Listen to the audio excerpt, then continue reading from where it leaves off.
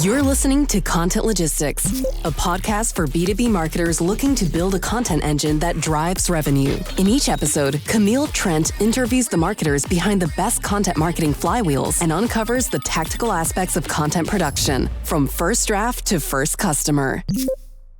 Welcome to another episode of Content Logistics. I'm your host, Camille Trent, and this episode's brought to you by Tristan and Justin over at Motion. Motion is a podcasting agency for busy B2B tech marketers like myself, probably like you. So if you are looking to launch a podcast, you have a podcast, you're not happy with it, or you just think it could be a lot better, they can help make it a lot better. They will handle all of the production work for you. They will also help you with the strategy if you need help getting set up, and they will essentially make it so people can find and will want to find your podcast. So check them out if you haven't already. Today, our guest is Jess Cook. She is the head of content over at Lasso. In this episode, we walk through the first 30, 60, 90 days as a new content leader at a tech startup. Let's get into it. Jess, thanks for coming on the show. Hey, Camille. Thank you so much for having me. Yeah. Like we've been talking about, it's a long time coming. So what I like to do at the very beginning is just where it started, how it's going, your journey like in content marketing, right? Like what are the qualifications? Like what are the fun things that quirky things like people should know like along the way to help kind of like describe like where you're coming from. So without further ado, if you want to just give us a little background. Yeah. Okay. So how it started. I started out in my career as a junior copywriter and kind of made the move through different ad agencies up to creative director over about 15 years, and mostly worked on like consumer packaged goods brands. So a lot of B2C type stuff. And this wasn't a time where like Twitter and LinkedIn had really just started letting brands kind of play around in their space.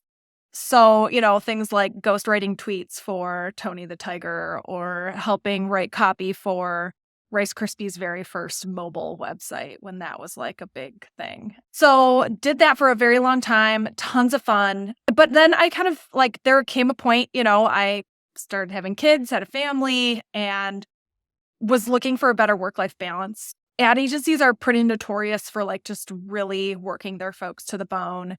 And I just wanted to be done with that. And I knew I wanted to work from home. This is before COVID. So I started looking for remote jobs. And the thing that I honed in on, and this is really funny, you'll appreciate this, is I was like, I think content marketing feels like that's the right area. That's the thing I'm doing right now, isn't it? That's the same. And so I started looking at remote content marketing roles and got I realize now, lucky to land one because I didn't know what content marketing was at all. In my mind, that's what I was doing as a copywriter, creating social posts as Snap, Crackle, and Pop. And I mean, they could not be further apart. So I think we're going to have some really good stuff to talk about today in terms of things you should do in your first 90 days, things you definitely shouldn't do, because I've definitely made all of the mistakes for sure. So that was with a company called Fastly, a super technical developer audience. Was there for about 2 years. And that was a big company. They had just gone public. Shortly after I joined, they acquired a company. So we were close to 1,000 employees. We had a marketing department of, I want to say, nearly 50 people. So really learned some good foundational stuff there because I was able to focus on just content, brand content specifically. I was on the brand marketing team there. From there, made a jump to a company called Marpipe. It was a Series A startup, very early on, and went there because they needed a head of content, first content hire, and they were creative testing software for ad creative. And it felt very tied into my background and also kind of this new skill that I had, partly acquired, which was content marketing. And so that I spent a year there. That was a ton of fun being able to kind of use the fact that I was also a subject matter expert and kind of the content head. And that was really, really amazing. Built a lot of confidence there that okay, I know what I'm doing. But do I know what I'm doing if I'm not a subject matter expert? And that was kind of the next challenge for me.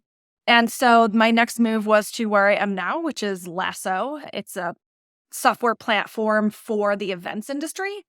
You go to a concert, right? And there's 100 people who were there before you, setting up the stage, the lights, the sound, the security, all of those things. And so our software is built for the companies that do that kind of set up those live events, those corporate events, things like that. So definitely not a subject matter expert in that regard at all, which means I have to get really close to the customer, and we'll talk a bit about that. Nice. Yeah, no, it's weird. Like there's lots of similarities like between our careers. Like I started out in advertising as a copywriter and like did that in college. And yeah, thought that I would be like writing commercials and like jingles for a living, and ended up in Houston, like where they are not known for their consumer brands, but they are known for their B2B tech and like their oil and gas, right? So I ended up doing like a lot of that sort of, content grunt work, copywriting, but like a lot of learning like the corporate world, right? And learning sort of like B2B. And then eventually kind of like growing to love it. But in the meantime, like doing, some small time like marketing work, local marketing and stuff. And yeah. And then I think we kind of met up on LinkedIn and like each kind of like, made our way into the startup world, I think like around the same time, like around, COVID days. Yeah. There's a lot of like similarities. I think I think of copywriting as like a lot of the packaging that you need like to make content marketing successful, right? But you still need the meat. Like you need like the content, you need some of those like journalism chops. And so I think like any, background in English and in journalism and just doing like these types of interviews, right? Like whether it's recorded or whether it's just like getting your reps, just getting comfortable talking with people has been like the biggest skill to kind of like build to bridge those things, I think. Absolutely. Yeah. All right, so let's jump into like the problem that a lot of like content marketers face in taking a new content job, right? So whether you're a copywriter who's like now jumping into content marketing, which like was the case for both of us at one point, or if you are maybe like an IC that's like jumping into a head of role, or you're just like going from like corporate to like startup and just really are eager to like prove that you know what you're doing, right? And that getting people like excited about the idea of content marketing, if you're really gung-ho about it, but probably like the rest of the company like doesn't really know what it is at all. Like what are some of the like common mistakes that you see either other people make or that you've kind of like made in the past that you can now say, I know this is hard, but try and like avoid this at all costs? Yeah, absolutely. Okay, I think the big one is you come into a new role and like you want to make your mark, right? You have 30 days really to kind of set the tone for your time at this company. And so I think most people assume the best thing to do is like, I'm going to show them how great of a writer I am. And I'm going to jump right in and I'm going to create all this content and I'm going to blow these folks away, right? And I would say absolutely try to refrain from that, because what will happen is, you are operating with zero foundation of product, customer, team dynamics, politics, like any of those things, market fluctuations in your, specific industry. And you need to really dial in and like sit down and listen for a while before you dive in and execute on anything. So that is the biggest one that I see, where especially I think I know for myself, like as someone earlier in my career, I was just really excited to show them like what I could do, right? I'm a go-getter and I want them to see that.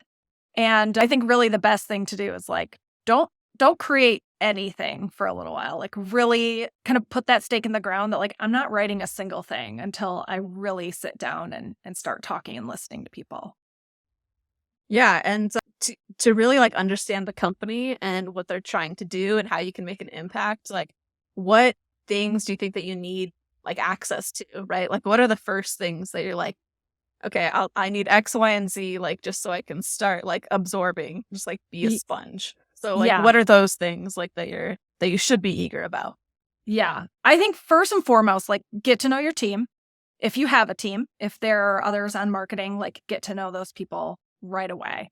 Ask them, what have we been doing that is working, that's really, that's really moving the needle for us?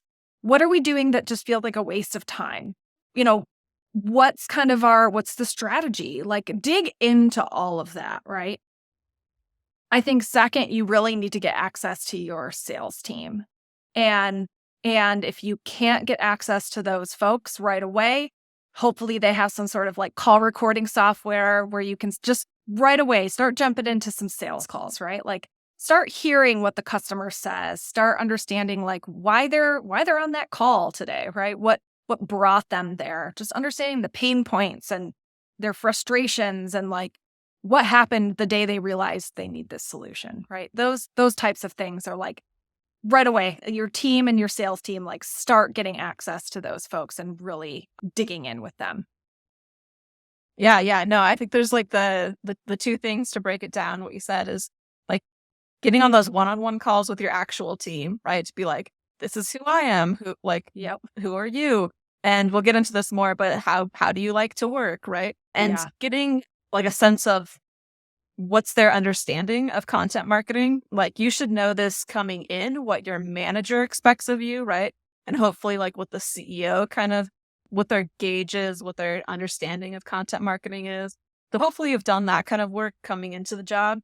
But then, the rest of the team that might work in different functions, like sort of getting a sense for what do they think about content marketing? Like, what's their experience been with other content marketers in the past? Like, you can usually kind of get a sense of like if they're pro or con, and then like what needs to be bridged there. So there's that part of it. And then there's also like, okay, what's the stuff that I can do that doesn't bother anyone? So like that I can do sort of like on my own, like without being too disruptive, like to others' work too. So obviously, like, I wouldn't consider any of that disruptive, right? Like, it's important to get to know your team. Other people expect that too. Like, even if you are like the most introverted person, like, make an effort to like make all those meetings, like, just do that all up front. Do that in like the first week or two. Yeah. At the same time, absolutely. There's like the social listening part, right? There's like, okay, what are other people saying about us right now? Like, there's ways that you can kind of just like scour the web, see what people are saying about you on social, see what things on the website maybe get like the most reads, right? Like, just getting an understanding of like the lay of the land. And then like you mentioned, like, there's the sales calls, right? Like, that's like hours and hours of just like research, like on your ICP, that you don't have to talk to anyone else. It gives you like actually a really good sense of like how you sell this product, right? Like, what your team thinks the like unique selling point of that product is. It gives you just like a lot without having to bother people, right? So like, that's kind of like the passive things that you can do too. So I don't know if I missed anything there, but that was kind of my recap on what I got. No, I think that's great. And I think you brought up a point that made me think of one other thing, which is like that culture of content, right? Like, if you come in and you're the first person or the third or the 10th, like, have they built a culture around content yet? Who are your SMEs, your subject matter experts, and do they kind of understand their role in building content? Have they been brought into the process enough? Do we show people how to work with us? Like, take a look at some of that as well, because I've been to companies before where like content definitely worked in a silo, right? Where it's like, we didn't bring people in as well as we could. And that was something that like once, myself and a couple other people were in, it was like, that was just second nature to us. It's like, bring people in, show everyone how awesome they were, show them how to work with you, right? So kind of take a little temperature gauge on like, do people even know like that, we need their help and we want their help, and that they might potentially be an expert and not even really realize it? I think that's definitely a case for a lot of folks making a jump to a new role. Yeah, no, I think those are great points. And right before we started recording, you were talking about like looking back through, old like LinkedIn posts too, about kind of like, what were my first like 30, 60, 90 days like? And you have some of that recorded, like, because you're starting to like build in public. And what I've found in doing that too is it's a good forcing function, in part because if I'm doing stupid stuff, like in the first like few weeks, like I'm going to be embarrassed to share that. Right. Like, it's like, oh, I completely wasted like this first week. Right.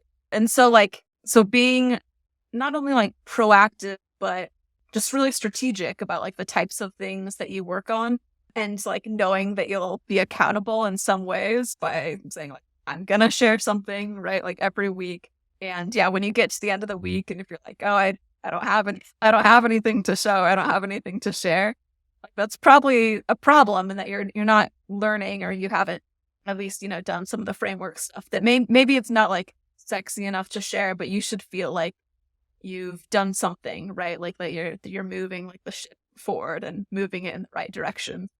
So I have found like the building in public piece of this can actually be a good forcing function for yourself. It also, obviously helps amplify the brand. There's lots of other benefits to it, but any other benefits that you found from doing that?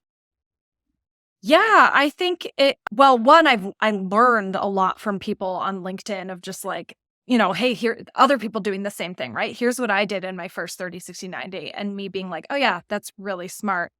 But I think, even if you're not big on LinkedIn, building a personal brand, like that's also just a great thing to take to your boss, right? Like every Friday, like, hey, here's what I accomplished. Here's some big takeaways that I got from this week. Like, does that jive with kind of what you're feeling too? Or did I just kind of misread that, right? Like, I went through this many sales calls and kind of noticed this and this, or I was speaking to somebody over on customer success and heard this and this, right? Like, give them a little summary of like what you've done this week. And heck yeah, if you like LinkedIn and you're posting there, like definitely share that, because that will just help so many other people.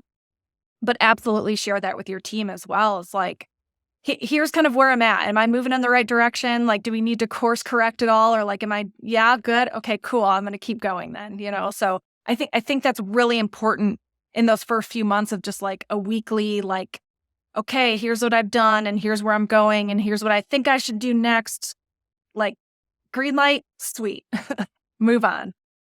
Yeah, that's a great point of the internal sharing, right? Most companies have some sort of like all hands. It's usually like a weekly thing. And so if that's not something that you regularly are asked to present in, like finding opportunities, like whether it's, asking your manager or your boss of like, hey, I'd like, I'm working on this project. We're at an exciting phase right now. I'd like to be able to kind of present it to the company.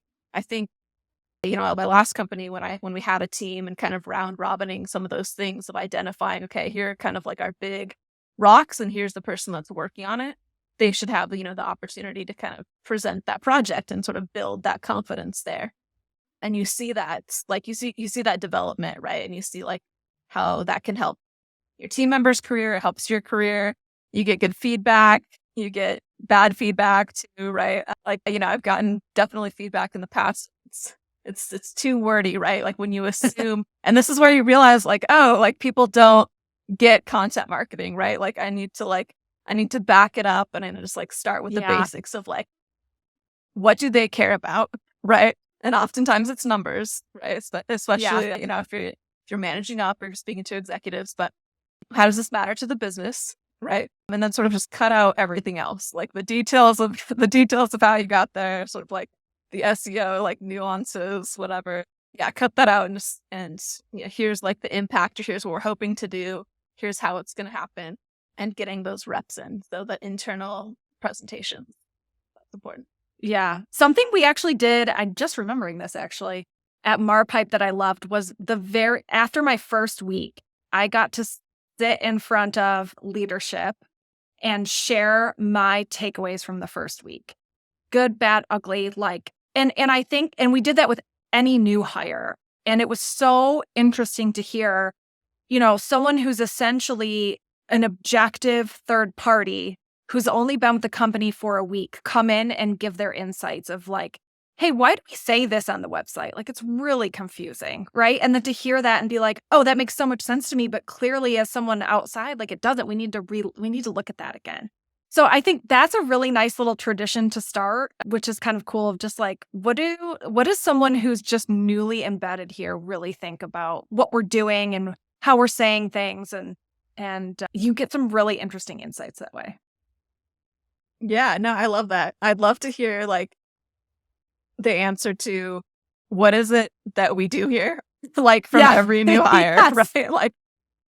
Yeah, I'd love to hear like that perception from everyone, because that right there, you can at least tell like how aligned are we as a company, right, with what we think that the mission is or what we think that we're doing here, right?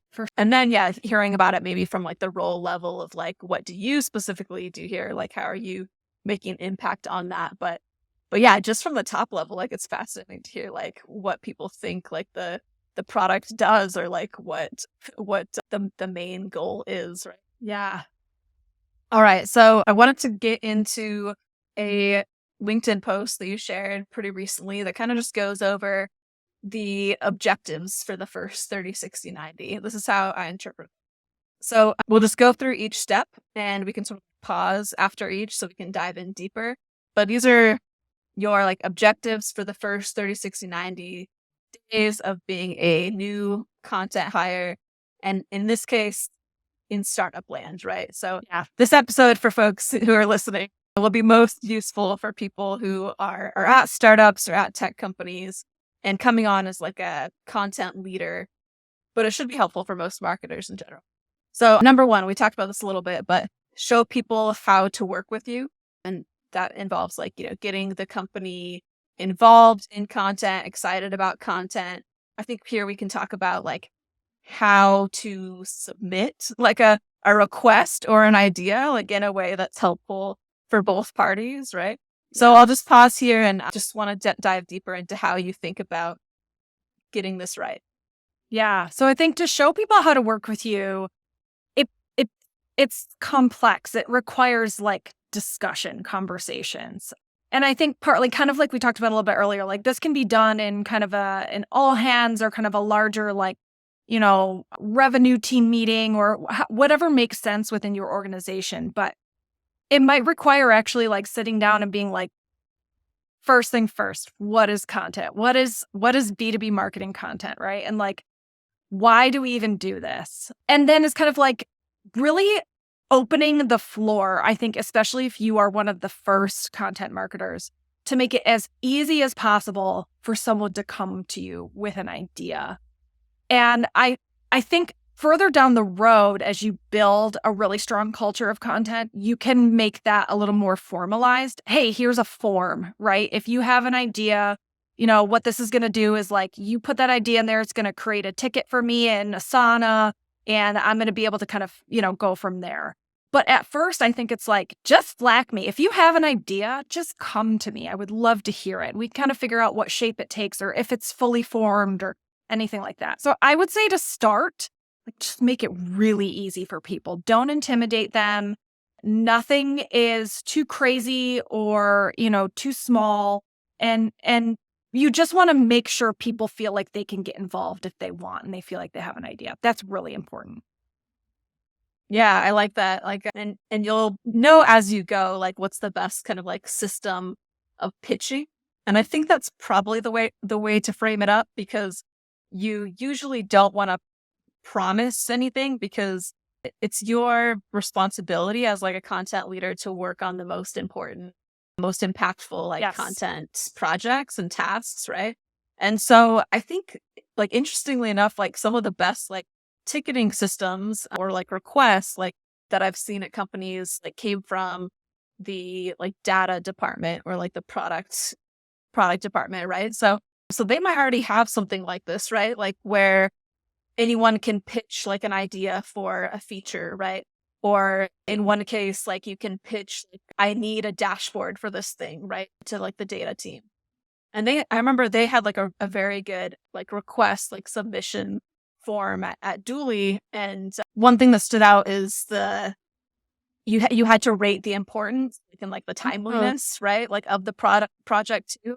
And what's nice about that is it puts it on the person who's requesting to kind of like think as if they were you, right? Like put themselves in your shoes of like, okay, really like how important is this, right? In terms of like timeliness of like when I absolutely need it, but also measuring like the business impact. I remember that was a factor too of like, not only will this provide business impact, because it's easy to say yes, right? Like it's somehow like it will provide some business impact. But when you have to describe it of like, okay, great, like what's the business impact? Like how is this going to, impact the bottom line, right? Yeah. And once you get to that, then you start to be like, oh, maybe I'll change the importance level like a little bit Right. as you're going through it, right? So thinking through kind of some of the more like technical departments, maybe like in your company, and how they've already kind of refined the system, right? Because the IT gets all sorts of requests, right? Like product gets all sorts of requests. Like what are those departments that get all sorts of requests? And they've probably whittled down the process a little bit.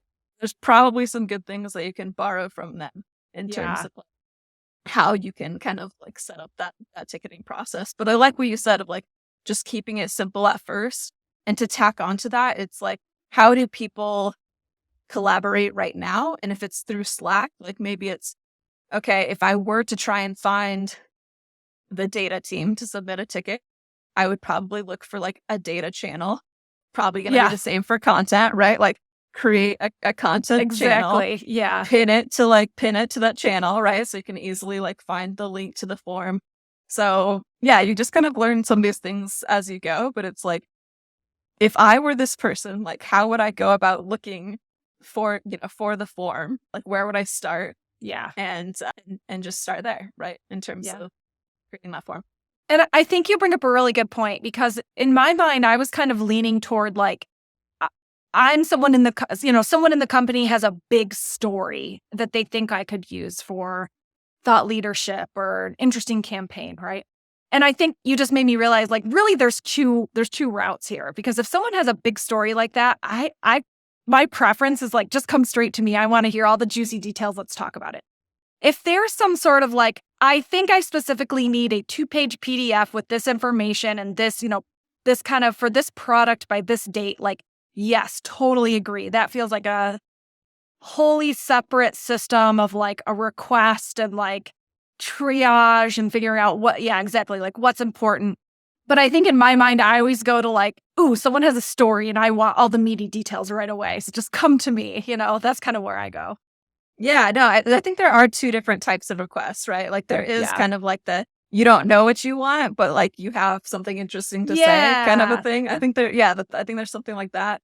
And then, there's like the more like formal requests of like, we need like a 2-page sales enablement PDF for this thing. And even then, I remember my former boss, like Tracy Wallace, shared this like a while back about when she gets those requests in, like it's kind of your responsibility as the content leader to triage them, to go through them and to look for duplicates, right? Like, because there could be something where it's, okay, this person might need a sales enablement version of something. This person needs something on the website, but really they're the same thing. So can we bundle those things and just produce 2 different formats of it, right? Could that be the same writer that works on that? Could it be like the same marketer, right? And how can we minimize like the effort here to create that thing? So there's that part of it too.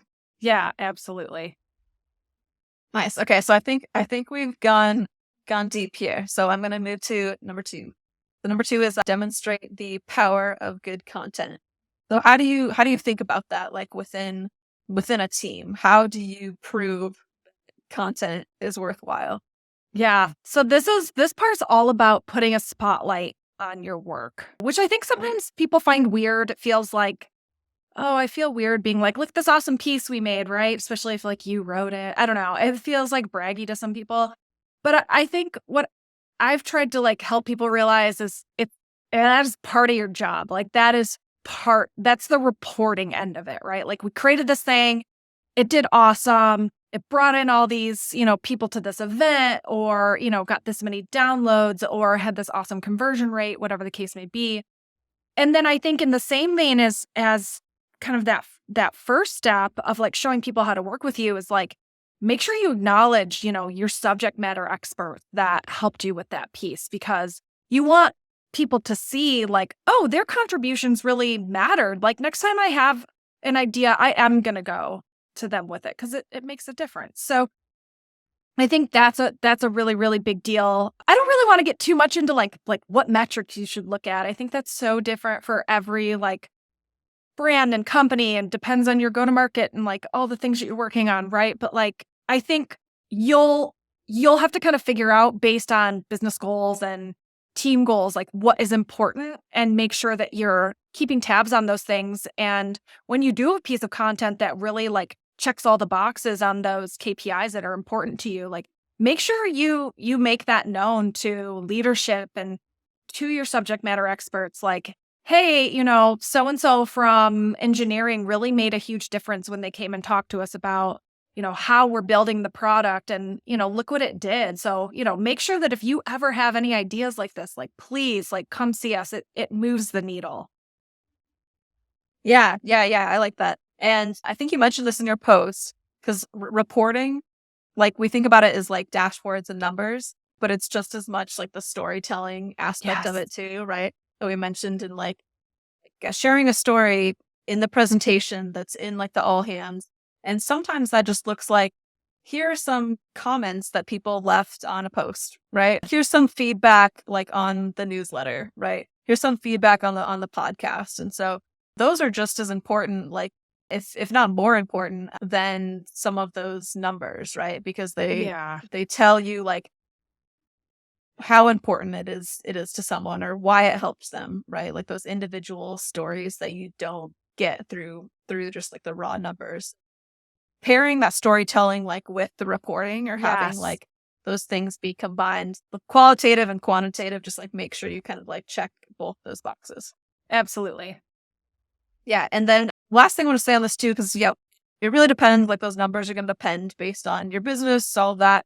But I think just like you said, the culture of content, which I love, culture of like attribution to some degree, right? And so if you make that company wide, right? Like then it's less on you to like try to measure like every piece of content, which then just becomes like this lead gen like thing, right? Where it's like, okay, we have to gate everything so that we can like prove that somebody read it. We can like prove that there are eyeballs on it. We can prove they exchanged an email, all of that. But if you talk with those other departments, this is why it's so important to like get to know growth marketing, get to know sales, all of those. Then like you're more comfortable going to them and asking like, hey, can you ask? And maybe at first it's like a smaller ask. It's not everyone. Maybe it's for the types of accounts that we really want, that we really care about. Can you ask them like how they heard about us, right? Like find out like what's working there, right? And how can we replicate like the best type of accounts, right? Yes. Doing that at the sales level. And then, with growth too, it's like, okay, what parts of the funnel are they measuring? And like, how can I prove that content is part of that ecosystem, right? And how can I talk to that through like reporting and storytelling? So it's really like both of those things. Like, how do I prove that content eventually helps through like the bottom of funnel too, or helps people get down to bottom? Yeah, absolutely.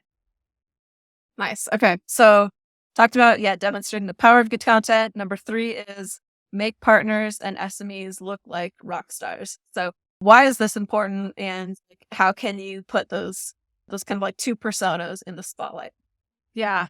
Okay. So I think it's really important because just like when, brands make their customers look like rock stars, they come back. Right. And I think that's the thing. I, as a marketer, I need my SMEs and, maybe even customers who really love my brand to be return customers to me as a marketer. So I want them to feel very good about the process. I want to make the lift very light on them. I don't want to take a ton of their time, just enough that, I can get the story and, get it down on paper or, sit and record a conversation with them that's, give me enough meat to work with that I can repurpose it for a few months and I don't have to go back to them for a while, right? So make the lift light, and 2, like really like sprinkle them with like love afterwards, right? Like, oh my gosh, has everyone seen this video series that, whoever put together with us? Like they did a great job. We're going to use it in social. We're going to do it in all these ways, right?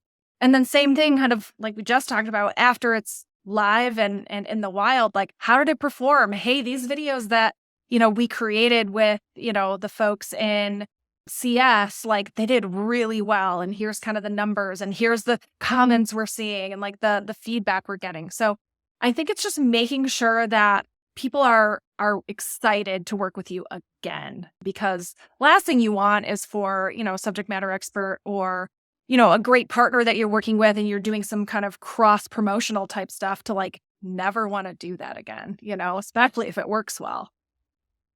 Yeah, I think about like flywheels, like is the word that like keeps coming to mind, right? Like we think about that in context of acquisition, and like founders love that word, right? Like how can we get that? How can we get that acquisition flywheel going, right? Like how can we just have like continuous sales is like really what that means, or just like this like continuous machine.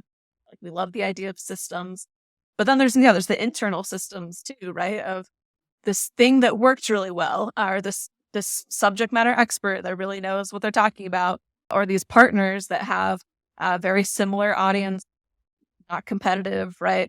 If that worked well once and you already have that relationship with them, it's easier to continue to work with those people, right? Than to get new ones. We obviously want to like, build your partnerships, build your list of subject matter experts. But you want to like retain sort of your internal champions too, if you think about it that way. Like sales is obsessed with like, how can I get more referrals, right? Out of our customers, our champions. It's like the same thing with content, right? Like how do I make these people the hero in the content, right? Like they're really the people that know what they're talking about. So I used to say a lot that it's just about a lot of content is just elevating those subject matter experts and elevating those partners, because they're really the people that know what they're talking about. You mentioned moving from a company like where you were the subject matter expert to a company where you weren't.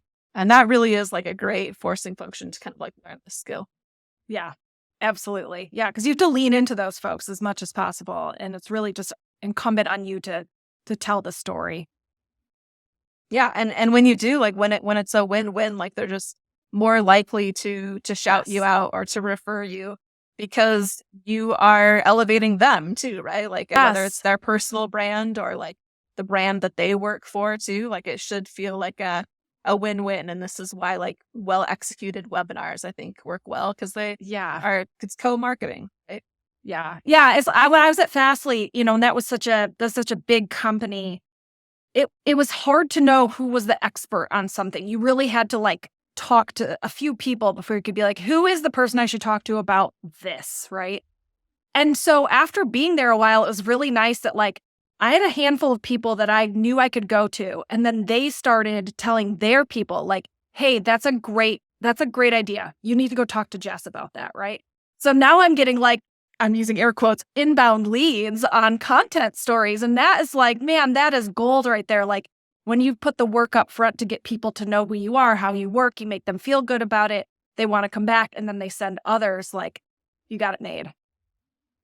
Nice. Yeah, no, perfect. Okay, so we went through the three things, and now there's like the logistics of mapping this out to make it feel like less stressful for people too, right? Like I need to accomplish all these things in a quarter, but really like what should you aim to complete, or like aim to accomplish like within maybe like the first month? How do you think of like that first month, second month, three? Yeah. Okay. First month is, I'm going to give you 3 things you have to do and 1 thing you absolutely should not do. Okay. 3 things you need to do. Customer research, like get your arms around that as much as possible. Sales calls, talk to the sales team, jump into Facebook groups or LinkedIn groups or, industry publications that they read and hang out in, right? Get your arms around the product is number 2. Like talk to your product team, sit in on a real demo, play around with it yourself if you're able to get into like a test environment, like really understand what makes us different, what kind of points of value that do we have that no one else does? What are kind of the things that like people, the 2 or 3 features that people get like really excited about in the demo? Because we want to talk about that a lot, right? So really understand the product so that you can, write about it effectively. And then third is like really get a good handle on the current content landscape. What is working? What is not? are there a couple blog posts that like the 80-20 rule, right? 20% of the blog posts do 80% of the driving to booking a demo or starting a free trial, right? Like figure out what those are and why. Where are the gaps? What haven't we talked about? Now that you've listened to some customers and you've figured out the product, like what hasn't been addressed in the content that's there that maybe stands out to you? So I think those three things are really important.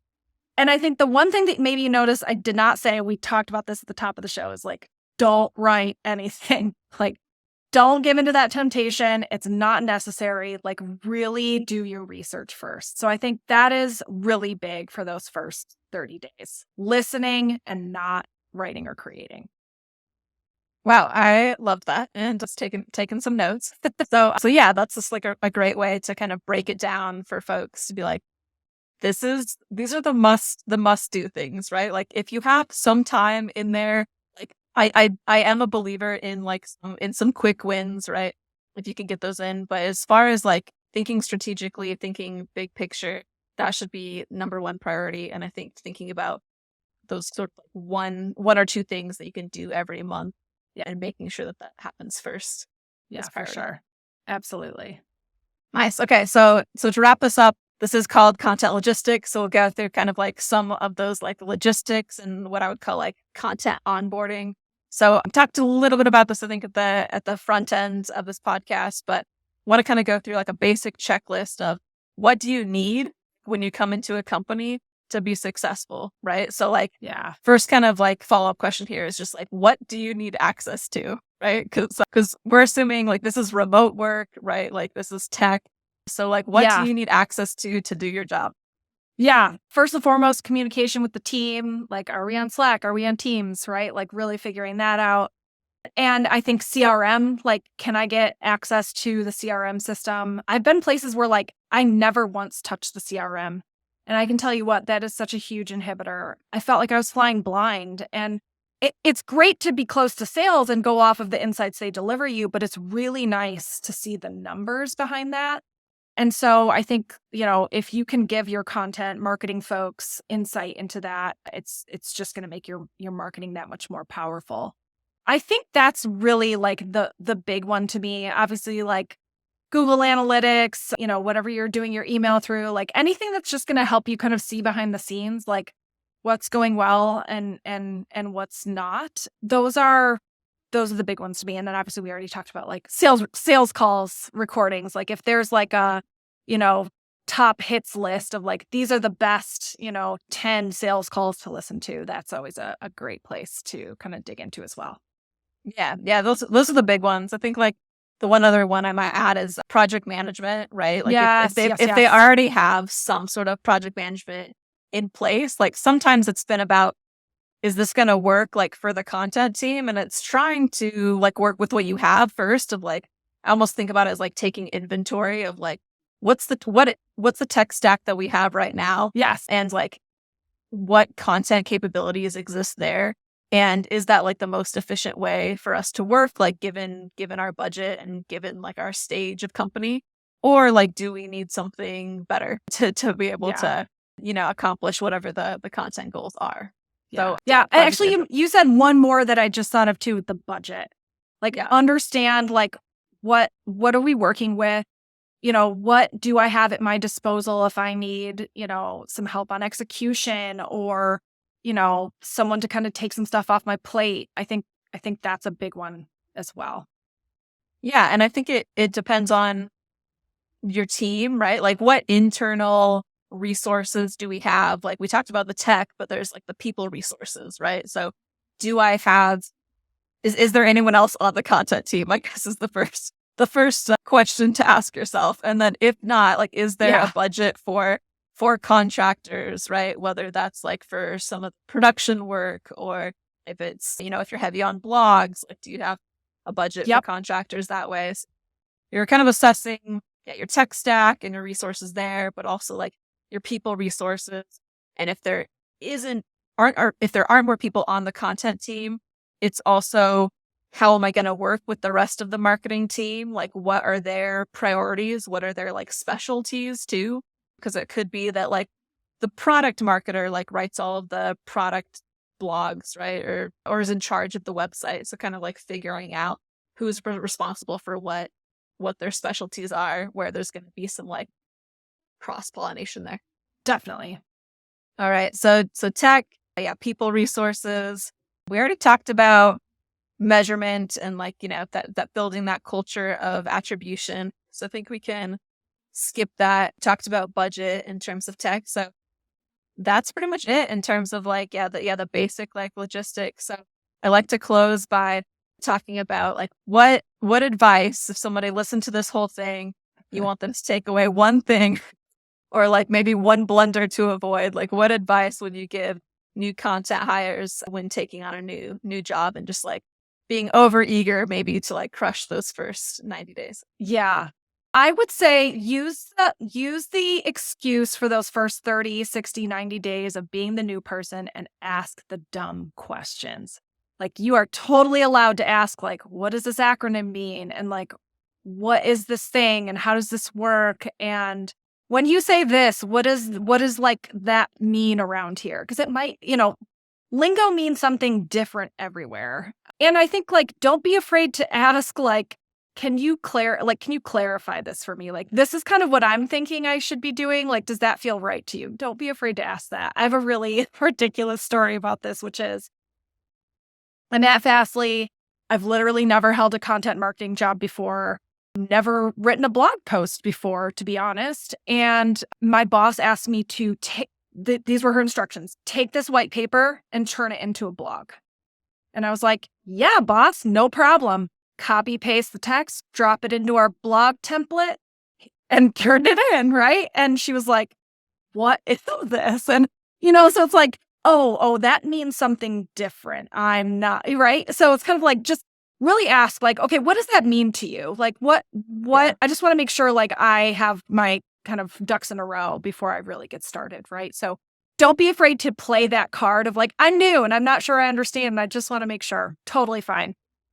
Yeah. There's a couple things that came to mind with that. Oh, you're good. Like it's uncomfortable to feel like you're doing nothing, especially if you're an action oriented person. Yeah. Right.